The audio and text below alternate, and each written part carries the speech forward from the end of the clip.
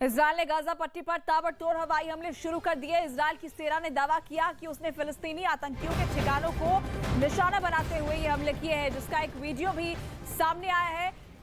ये वीडियो जारी किया गया है। इस वीडियो में इजरायल की ओर से दागे गए रॉकेटों की वजह से एक रिहायशी इमारत में एक के बाद एक 4 जोरदार धमाके होते नजर आए और इन धमाकों की वजह से वहां से धुएं का भयानक गुबार निकलता दिखाई दिया। हवाई हमले में इमारत की कई मंजिलें पूरी तरह से तबाह हो गई।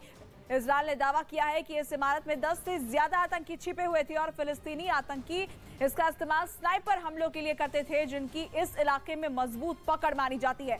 खबर है कि वेस्ट बैंक में 2 बड़े फिलिस्तीनी आतंकियों की गिरफ्तारी के बाद इजरायल ने यह कार्रवाई की और इन हमलों से 4 दिन पहले ही उसने गाजा पट्टी से जुड़ी अपनी सीमा को पूरी तरह से बंद कर दिया था। दावा यह भी है कि इजरायल के इस हवाई हमले में 2 लोग मारे गए, जबकि करीब 20 लोग घायल हुए हैं।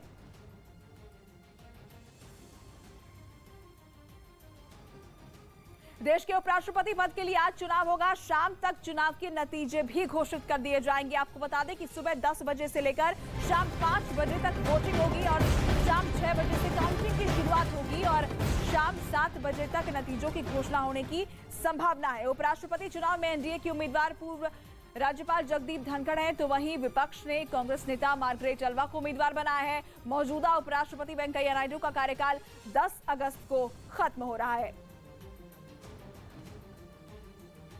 दिन पहले चीन ने जानबूझकर जापान के समुद्री इलाके में मिसाइलें दागी। चीन ताइवान के इर्द गिर्द युद्ध अभ्यास कर रहा है और लंबी दूरी की मिसाइलें दाग रहा है। लेकिन चीन और ताइवान के बीच चल रही टेंशन में उस समय जापान की भी एंट्री हो गई, जब चीन की 5 मिसाइलें जापान की समुद्री सीमा में जा गिरी। जापान ने दावा किया कि मिलिट्री ड्रिल कर रहे चीन की 5 मिसाइलें जापान के एक्सक्लूसिव इकोनॉमिक जोन में जा गिरी। उसका कहना है कि चीन की मिसाइलें पहली बार उसके इलाके में पहुंची और यह जापान की सुरक्षा के लिए चिंता की बात है। पेलोसी की यात्रा से ताइवान पर भड़का चीन लंबी दूरी की मिसाइलें दाग रहा है, जो ताइवान के अंदर तो नहीं लेकिन उसके आसपास गिर रही हैं, या यूं कहें कि उसे छूकर गुजर रही हैं। और जापान ने दावा किया कि उन्हीं मिसाइलों में 5 उसके इलाके में गिरी। जापान और चीन की नहीं पटती।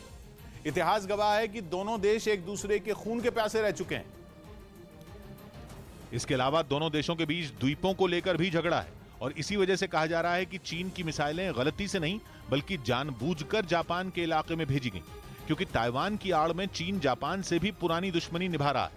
यही नहीं, इस मामले में चीन अजीबोगरीब तर्क भी दे रहा है। उसका कहना है कि समंदर में जापान और चीन की सीमा का कोई बंटवारा ही नहीं हुआ है, इसलिए यह कहना गलत है कि चीन की मिसाइलें जापान की सीमा में गिरी हैं।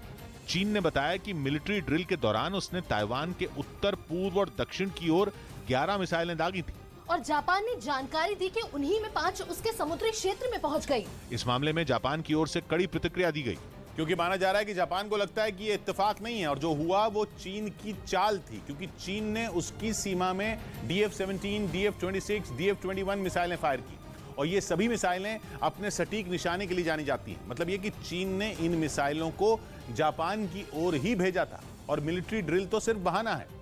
चीन और जापान के बीच पूर्वी चीन सागर में 8 द्वीपों को लेकर बड़ा विवाद है। इनमें सबसे बड़ा द्वीप है सेनकक।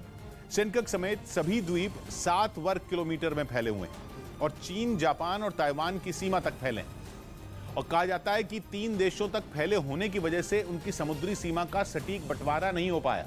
लेकिन जापान ने आरोप लगाया कि चीन की मिसाइलें उसके एक्सक्लूसिव इकोनॉमिक जोन में गिरी। मतलब यह कि चीन की मिसाइलें जापान के उस समुद्री इलाके में गिरी जिसके प्राकृतिक संसाधनों के इस्तेमाल का अधिकार जापान के पास है, लेकिन चीन समुद्र में किसी सीमा को नहीं मानता और वो जापान के एक्सक्लूसिव इकोनॉमिक जोन वाले तर्क को झुटला रहा है। वैसे चीन और जापान की दुश्मनी 90 साल पुरानी है और दोनों देशों में द्वीपों को लेकर भी विवाद है और इसीलिए कहा जा रहा है कि चीन ने जो किया वो जानबूझकर किया। बड़ी बात यह है कि चीन ताइवान हो या चीन जापान, दोनों के बीच में अमेरिका कॉमन है, क्योंकि अमेरिका जापान की रक्षा करने के लिए कानूनी तौर पर बाध्य है। जिसकी वजह है दूसरे विश्व युद्ध के बाद हुआ एक समझौता, जिसके तहत अमेरिका को जापान में अपनी नौसेना का बेस बनाने का अधिकार मिला है। और अगर अमेरिका के जापान में बने नौसेना के बेस पर हमला हुआ तो उसे अमेरिका पर हमला माना जाएगा, जिसकी वजह से उसे जापान की रक्षा करनी होगी। यानी चीन ताइवान को निशाना बनाए या जापान को, अमेरिका को उन्हें बचाने आना ही पड़ेगा। रही बात चीन की, तो वो इन दोनों से चिढ़ता है। 1931 में जापान के सैनिकों ने चीन के एक शहर में जो कत्लेआम किया था, चीन उसे अब तक नहीं भूला है। इसी वजह से कहा जा रहा है कि चीन ने जानबूझकर जापान पर मिसाइलें दागी। क्योंकि वो उससे भी अपना हिसाब बराबर करना चाहता है। इधर अब आपके लोन की ईएमआई बढ़ जाएगी। आरबीआई गवर्नर शक्तिकांत दास ने रेपो रेट 50 बेसिस पॉइंट बढ़ाने का ऐलान किया, जिसके बाद यह दर 5.4% पर पहुंच गई। Increase the policy repo rate by 50 basis points. साथ ही आरबीआई ने मौजूदा वित्त वर्ष में जीडीपी बढ़त दर अनुमान 7.2% पर बरकरार रखा। इसके अलावा आरबीआई गवर्नर ने दुनिया भर में बढ़ रही महंगाई पर चिंता जताई, लेकिन देश की रिटेल महंगाई दर का अनुमान 6.7% पर ही बरकरार रखा।